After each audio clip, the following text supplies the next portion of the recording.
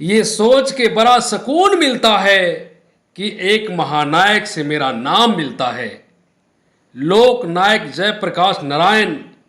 जी हाँ, सिर्फ मेरा जिला सारण ही नहीं, मेरा प्रदेश भी मिलता है, बिहार प्रदेश।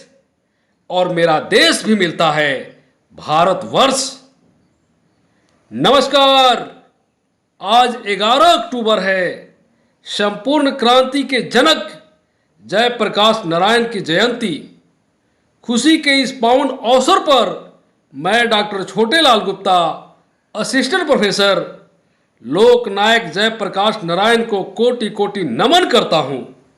वैसे तो भारत की धरती वीर प्रसूता रही है।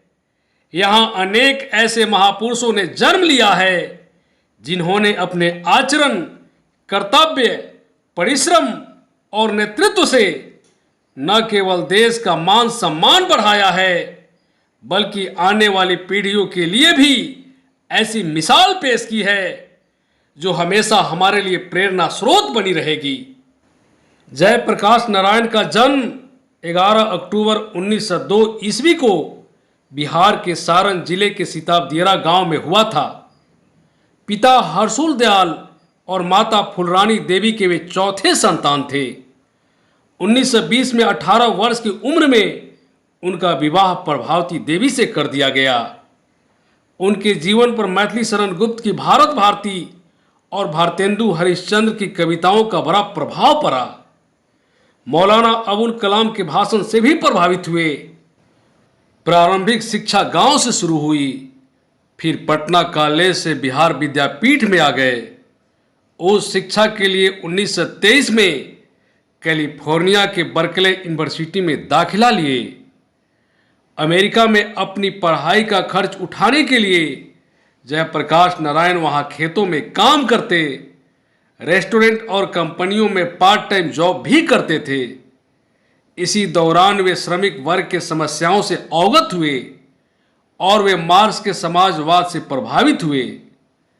उन्होंने वहां से समाजशास्त्र से एमए की डिग्री हासिल की, पर पीएचडी नहीं पूरी कर सके क्योंकि माताजी की तबीयत ठीक न होने के कारण 1929 में उन्हें भारत लौटना पड़ा। जवाहरलाल नेहरू के निमंत्रण पर 1929 में भारतीय राष्ट्रीय कांग्रेस में जेपी शामिल हो गए। उसके पश्चात भारतीय स्वतंत्रता आंदोलन में वे सक्रिय भूमिका निभाने लगे।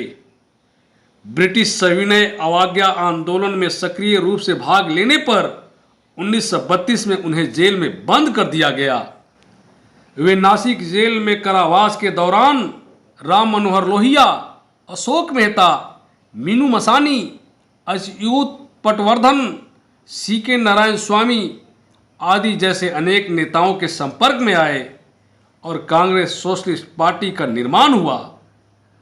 1942 के भारत छोड़ो आंदोलन के समय जयप्रकाश नारायण के नेतृत्व गुण सामने आए, जब महात्मा गांधी समेत कांग्रेस के सभी वरिष्ठ नेताओं को गिरफ्तार कर लिया गया। तब उन्होंने राम मनोहर लोहिया और अरुणा आसफ अली के साथ मिलकर आंदोलन को संभाला। ब्रिटिश सत्ता से लड़ने के लिए उन्होंने नेपाल में आजाद दस्ता बनाया। भारत की आज़ादी पाने के साथ ही जयप्रकाश नारायण को अपने राजनीतिक जीवन में पहली बार सामाजिक परिवर्तन के लिए हिंसा की निरर्थकता की पूर्ण विश्वास हुआ था। गरीबों के प्रति उनकी प्रतिबद्धता कम नहीं हुई और वे विनोबा भावे के भूदान आंदोलन में सक्रिय रूप से भाग लिए।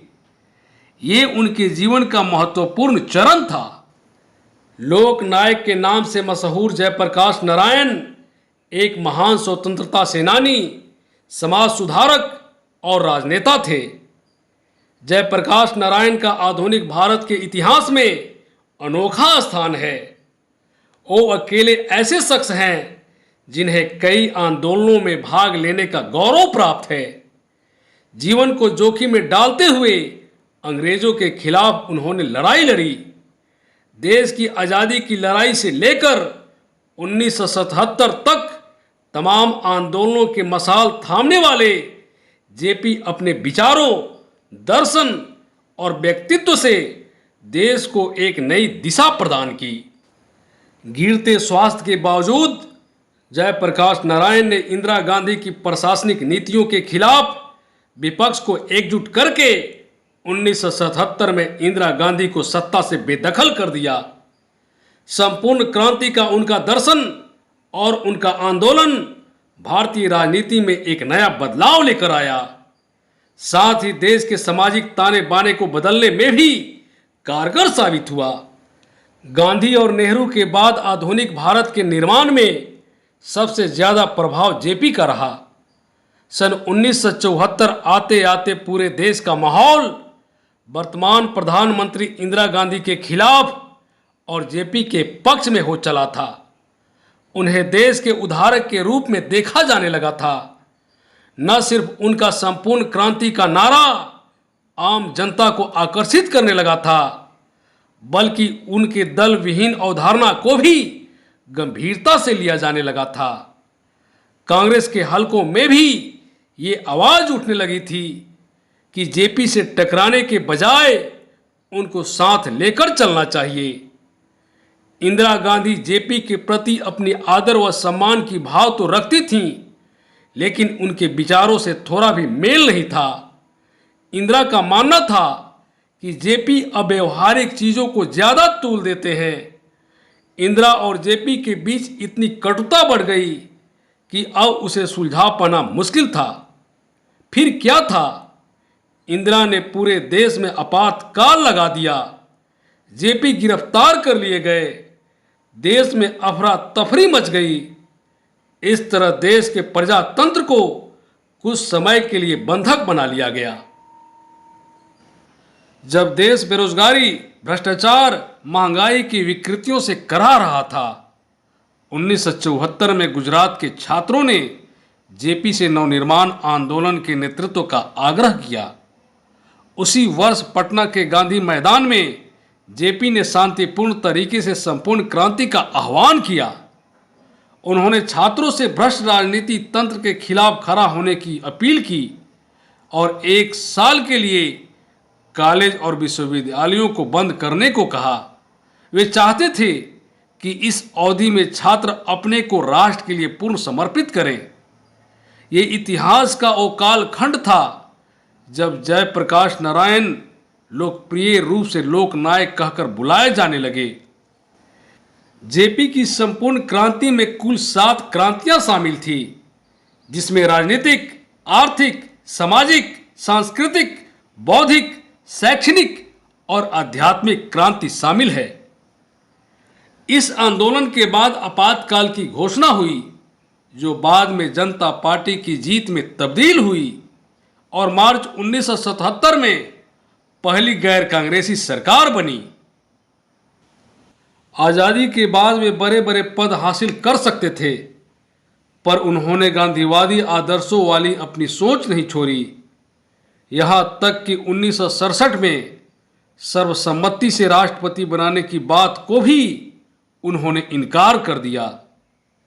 इनकार कर जो आदर्श उन्होंने पेश की, उसकी मिसाल खोजना आज के ज़माने में मुश्किल है। सदा जीवन और ऊंच विचार का जीवन जीकर वे महान हो गए।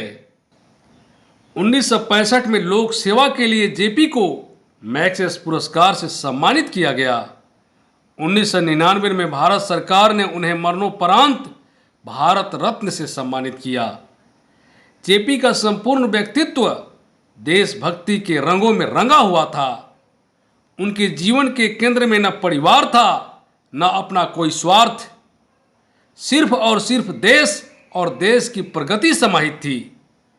लोकतंत्र में उनकी पूरी आस्था थी, लेकिन वे लोकतंत्र के नाम पर छद्म परिवारवाद के प्रबल विरोधी थे।